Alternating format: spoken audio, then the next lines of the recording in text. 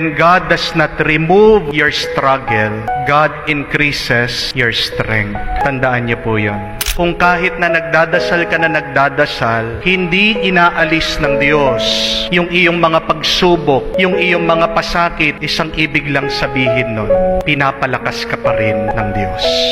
Because we read in Isaiah 40, God gives power to the weak, and to those who have no might, He increases their strength.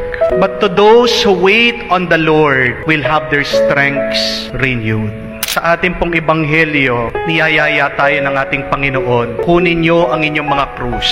Dalhin nyo, buhatin nyo. Minsan, sinasabi natin sa ating mga sarili, hindi naman ako bibigyan ng problema ng Diyos na hindi ko kaya. Pero sa totoo lang, alam ng Diyos, hindi mo kaya.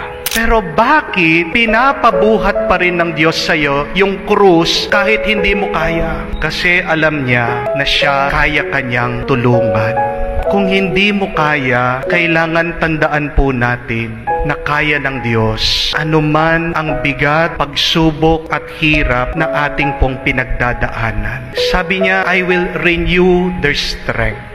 Papalakasin ko sila. Hindi sinabi ng Diyos na aalisin ko yung kanilang mga pagsubok. Magtiwala tayo na habang tayo ay sumusunod sa likod ng Diyos, tayo ay binibigyan niya ng lakas at buhay. Huwag po tayong mapaghihinaan ng loob.